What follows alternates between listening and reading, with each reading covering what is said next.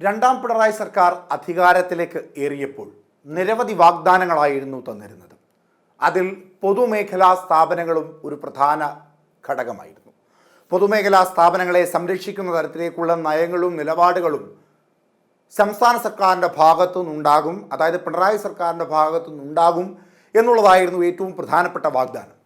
എന്നാൽ ആ വാഗ്ദാനം നിറവേറ്റപ്പെട്ടിട്ടുണ്ടോ എന്ന ചോദ്യത്തിന് 0 സർക്കാരിന് നൽകേണ്ട മാർക്ക് എന്ന തരത്തിലേക്കാണ് കാര്യങ്ങൾ പോകുന്നത്. കാരണം പൊതുമേഖലാ സ്ഥാപനങ്ങളെ നശിപ്പിക്കുന്ന തരത്തിൽ അല്ലെങ്കിൽ പൊതുമേഖലാ സ്ഥാപനങ്ങൾക്ക് അപകടകരമാകുന്ന രീതിയിലേക്കാണ് സർക്കാരിൻ്റെ പോക്കുകൾ.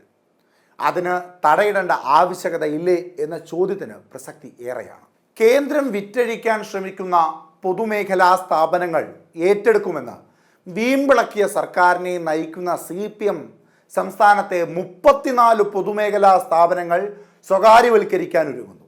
എന്തിനാണ് ഇങ്ങനെ ജനങ്ങളെ കബളിപ്പിക്കുന്നത്? എന്തിനാണ് ഇങ്ങനെ ജനങ്ങളുടെ കണ്ണിൽ പൊടിയിടുന്നത്?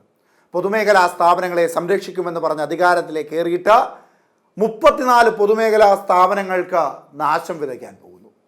നഷ്ടത്തിലുള്ള പൊതുമേഖലാ സ്ഥാപനങ്ങളെ PPP അഥവാ പബ്ലിക് പ്രൈവറ്റ് പാർട്ടിസിപ്പേഷൻ എന്ന അടിസ്ഥാനത്തിൽ പുനഃക്രമീകരിക്കാമെന്നാണ് CPM സംസ്ഥാന സമ്മേളനത്തിൽ മുഖ്യമന്ത്രി പിണറായി വിജയൻ അവതരിപ്പിച്ച വികസന രേഖയിലെ നിർദ്ദേശം.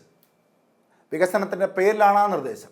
ഇത്തരം സ്ഥാപനങ്ങളുടെ നടത്തിപ്പ് താല്പര്യമുള്ളവർക്ക് വ്യക്തമായ നിബന്ധനയോടെ കരാർ പ്രകാരം ഏർപ്പെടുത്താവുന്നതാണെന്നും നവകേരളത്തെ നയിക്കാൻ പുതുവഴികൾ എന്ന വികസന രേഖയിൽ വ്യക്തമാക്കുന്നു. ഒരു വിധത്തിലുള്ള പുനരുദ്ധാരണത്തിനും കഴിയാത്ത പൊതുമേഖലാ സ്ഥാപനങ്ങളെ പൊതു സ്വകാര്യ പങ്കാളിത്തത്തിൽ പുനഃക്രമീകരിക്കുന്നതിനുള്ള സാധ്യത ആരായാവുന്നതാണ്. താല്പര്യമുള്ളവർക്ക് നടത്തിക്കൊണ്ടു പോകുന്നതിന് നിബന്ധനകളോട് കരാറിൽ ഏർപ്പെടാവുന്നതും പരിശോധിക്കാവുന്നതാണ്. നയത്തിൽ പറയുന്നത് ഇങ്ങനെയൊക്കെയാണ്. എന്നാൽ സംസ്ഥാന പൊതുമേഖലാ സ്ഥാപനങ്ങളുടെ പ്രവർത്തനം കൂടുതൽ മെച്ചപ്പെടുത്തുന്നതിനോടൊപ്പം കേന്ദ്രം വിറ്റഴിക്കാൻ ശ്രമിക്കുന്ന പൊതുമേഖലാ സ്ഥാപനങ്ങൾ ഏറ്റെടുത്ത് പ്രവർത്തനം ശക്തിപ്പെടുത്തുന്ന ബദൽ വികസന നയമാണ് സംസ്ഥാന സർക്കാരിൻ്റെതെന്നാണ് നിയമസഭയിൽ സർക്കാർ പ്രഖ്യാപിച്ചിരുന്നത്. കേന്ദ്രം വിറ്റഴിക്കാൻ ശ്രമിച്ച ഭേൽ, HNL എന്നിവയുടെ ഏറ്റെടുക്കൽ പൂർത്തിയായി. ഭേലിൻ്റെ 51% ഓഹരികൾ സംസ്ഥാനം വാങ്ങി പൂർണ്ണമായും സംസ്ഥാനത്തിൻ്റെ അധീനതയിലുള്ള പൊതുമേഖലാ സ്ഥാപനമാക്കി.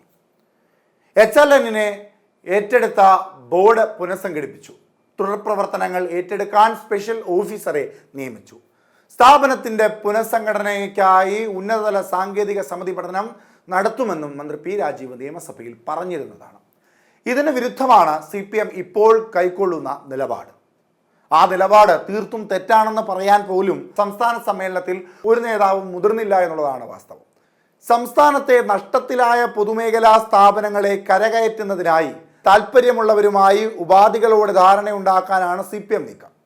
അതേസമയം കേന്ദ്ര സർക്കാർ പൊതുമേഖലാ സ്ഥാപനങ്ങൾ വിൽക്കുന്നതിനെതിരെ ശക്തമായ നിലപാടാണ് പ്രമേയത്തിലൂടെ സമ്മേളനത്തിൽ അവതരിപ്പിക്കുന്നത്.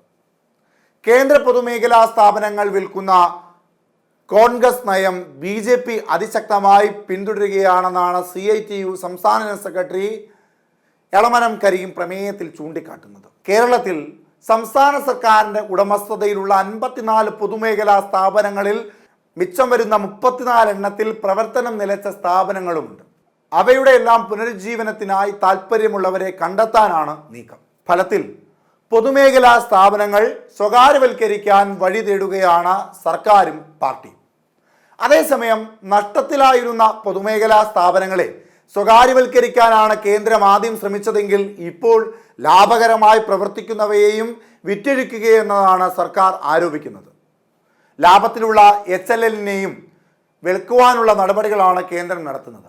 HLL ഏറ്റെടുക്കുവാനുള്ള ലേലത്തിൽ പങ്കെടുപ്പിക്കണമെന്ന് മുഖ്യമന്ത്രി കേന്ദ്രത്തിന് കത്തെഴുതിയിരുന്നു. എന്തായാലും നിലവിലത്തെ ഈ സാഹചര്യത്തിൽ പാർട്ടിയുടെ നിലപാടിനോട് ഒരാൾ പോലും എതിർപ്പ് അറിയിച്ചില്ല എന്നുള്ളതാണ് ഏറ്റവും പ്രധാനം.